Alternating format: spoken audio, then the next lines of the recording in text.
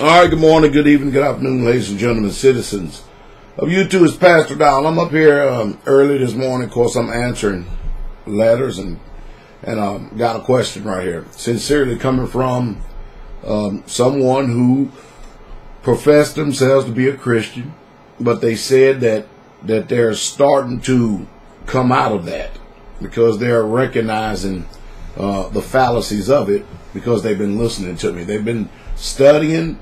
And the one thing they thank the Father for is that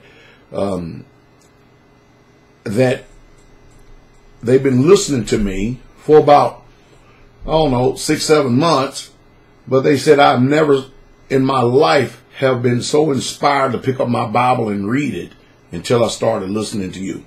Now that's a good thing because Christians, they don't read the Bible. They don't study it. They live after their own dictates, their own mandates. And the majority of them are self-centered, self-focused, and self-absorbed. And I'll quote this from our brother Elias. Listen, there used to be a time that the word Christian used to be defined as a follower of Christ. But now it's defined as a follower of the Christian religion. That's what it is. And it's done metamorphosed into something crazy. But anyway, let's deal with this one. All right, let's go on before I start really getting off course here for a second. All right, they asked me a question about faith and works because they said, Christians teach us, or the pastors teach us out there that we don't have to do anything. It's all by faith. And of course, if we do anything to work and we're not under the law and blase, blase, blase. And I go, okay. So what I'm going to do is I'm going to give you one chapter I want you to read. And I'm going to quote a few things for you to actually go search out and be like the Bereans to see if it's there. If a man says he have faith and does not have works, can faith save him? If a man says that he have faith and has not works, is not his faith dead? Faith without works is dead. Work out your salvation with fear and trembling. Anyway, I just gave you a bunch of homework to do there, okay? Now, think about this for a second. There is a chapter in the Berit Chadashah, okay? The New Testament. It's in the book of Hebrews. It's the 11th chapter. Now watch this. Remember, the Bible is a Hebrew book written by Hebrew authors. And the trouble of today is that everybody's trying to look at that Bible through the lenses of modern day European colonial thinking, or they're trying to look at it through a Greek or Roman perspective, or any other cultural perspective, rather than looking at it through the Hebrew perspective. All right, remember that. And if you know anything about Hebrew culture, we deal in concrete stuff, things that are concrete, not abstract. Our society today, this English society and all the European nations, their thoughts is after an abstract thought. There's nothing concrete. If you notice, the Bible is written in concrete perspectives, things you can see, hear, smell, taste, and touch. Now think about this for a second. In Hebrews 11, now Christianity says, you don't have to do anything. All you got to do is have faith. And have faith is mental assent.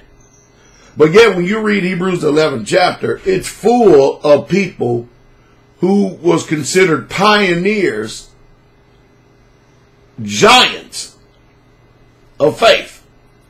All right. For instance, Abel had faith because he had offered up an offering. That's the 4th verse. All right.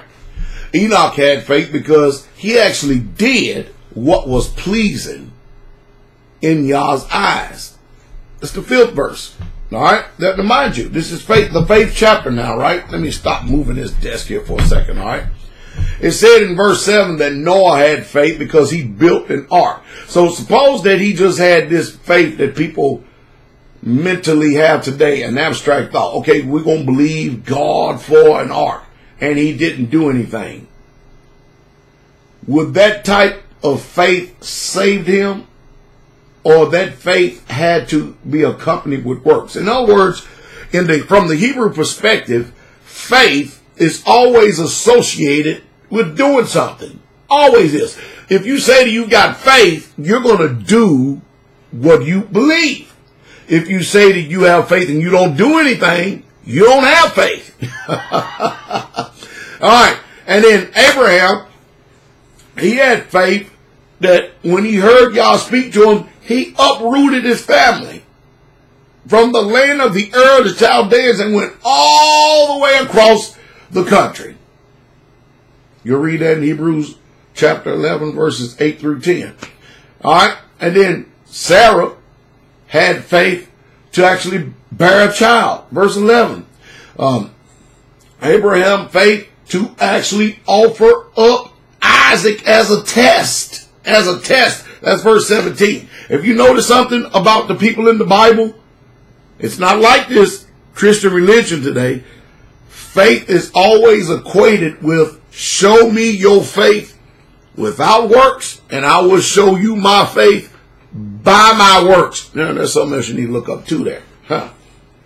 Jacob had faith and blessed the sons of Joseph. Verse 21. And Joseph also gave directions concerning his bones, whether they was going to be buried at. Moses, parents had faith, and they hid him away for 3 months because of the attack that Pharaoh was going to do. Moses had faith. He left Egypt. Moses kept the Passover. Moses passed through the Red Sea. Moses had faith, and he encircled Jacob, Israel. Joshua circled Jericho. All right. And then Rahab had faith when she received the spies. All of this is in the faith chapter, the Hebrews 11. And you know what's amazing about this chapter is it's always equated with works. I mean, Christ had faith, but his faith produced works. Man.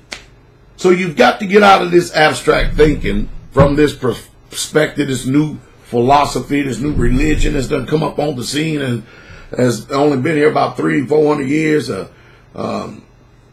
how long has it been here? It's been here longer than that now. Been here about 1,700 years, something like that. It's crazy. It's off the chain that people can be so easily duped and deceived. That is the reason why when you read the Bible says come out of her, who is that her? I mean, you got to come out of somewhere.